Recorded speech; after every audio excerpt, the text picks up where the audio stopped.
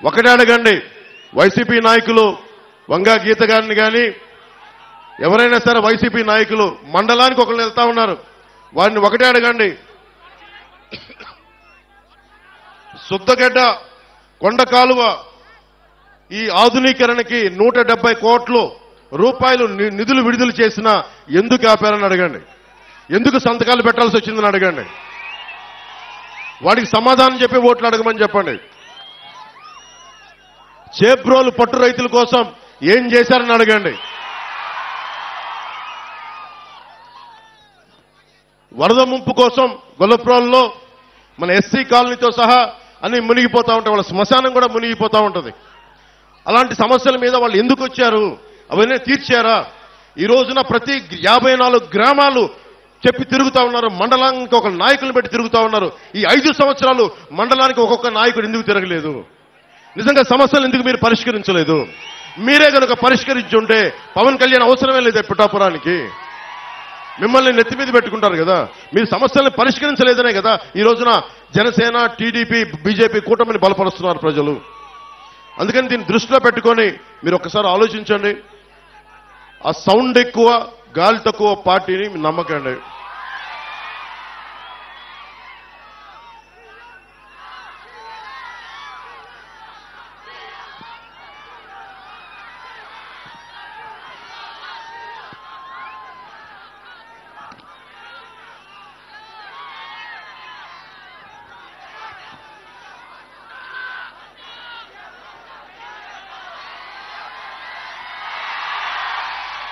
చిట్టా పట్టుకొచ్చాను వైసీపీ చేసిన దుర్మార్గాలు.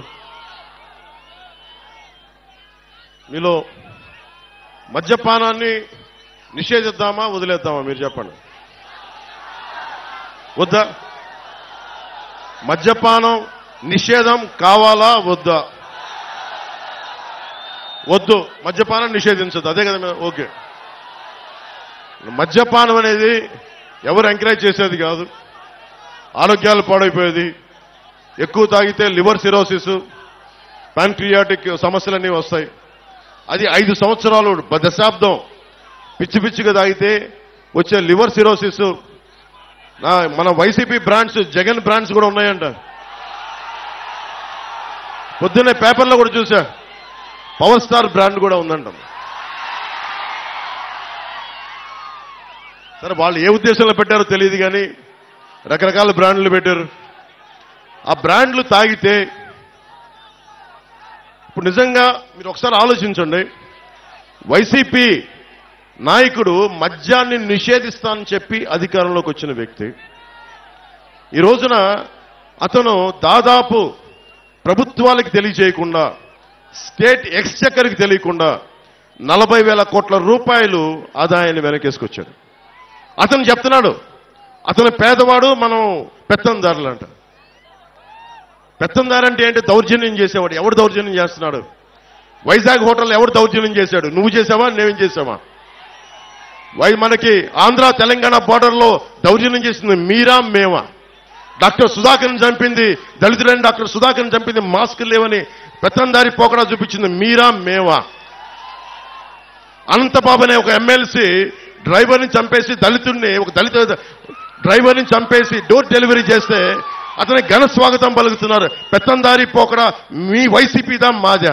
జనసేన ఒక నాయకుడు వచ్చి, జనసేన అధినేత వచ్చి, జనసేన అధినేత ఒక కాకినాడ జిల్లాకు వచ్చి యువతని చైతన్యపరుస్తారేమో, రాజకీయాల వైపు ఆకర్షితులయ్య వాళ్ళు కూడా రాజకీయాల్లోకి రావాలనుకుంటారేమో అనుకుంటే ఈరోజు తిట్లు, శాపనార్థాలు, పరుష పదజాలాలు, అసభ్యకరమైన మాటలు, రకరకాల మాటలు, ఇదా రాజకీయాల్లో మనం నేర్పవలసింది? ఇదా నాయకులుగా మనం చేయాల్సింది? ఇది కానే కాదు.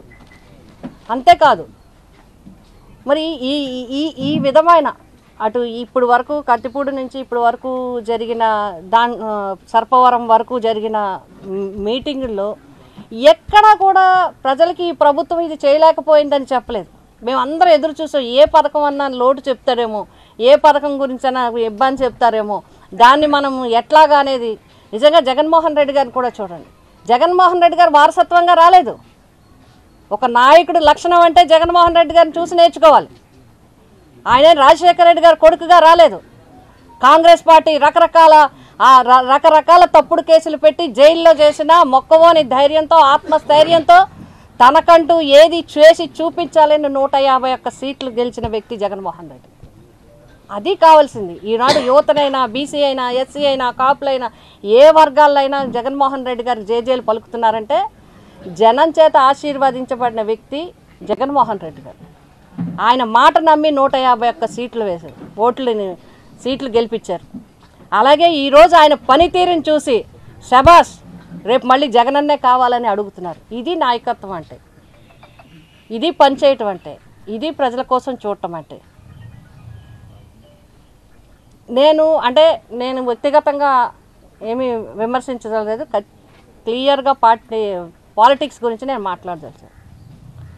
మీరు జరిగిన తీరు, మాట్లాడిన తీరు గురించి నేను చెప్పాను. ఏదైతే అందరినీ ఎట్లాగండి ఇది? ఏంటి విధానం? ఎలాగా? ఈ పార్టీని నడిపే విధానం ఎలాగా? ఒక్కసారి మీరు ఆత్మపరిశీలన చేసుకోండి ఒక్కసారి. ఇది కరెక్టా ఇలా మాట్లాడటం అనేది? రెండోది, రాజకీయ పార్టీ నడిచే తీరుగా ఉందా? ఇప్పుడే ఎమ్మెల్యే గారు చంద్రశేఖర్ రెడ్డి గారు చెప్తున్నారు, నా మీద సోదరులు నానాజీ గారు, శశిధర్ గారు, మన దుర్గేష్ గారు కౌంటర్ ఇచ్చారు.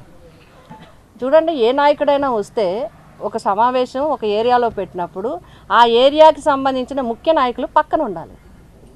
ఆ ఏరియాకి సంబంధించిన ముఖ్య నాయకులు ఒకళ్ళిద్దరు ఆ వేదిక మీద మాట్లాడి అక్కడ ఉండే సమస్యలను చెప్పాలి. ఇది రాజకీయ పార్టీ నడిచే విధానం. ఇది రాజకీయ నాయకులకి ఇచ్చే గౌరవం. ఇది నాయకుల్ని నడిపించే విధానం. కానీ అట్లా కాకుండా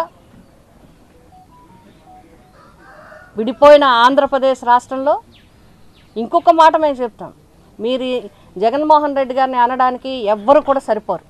ఎందుకంటే ప్రజాస్వామ్యంలో ఈరోజు ప్రజాస్వామ్య నడుస్తున్న తీరు గతిని మార్చిన వ్యక్తి.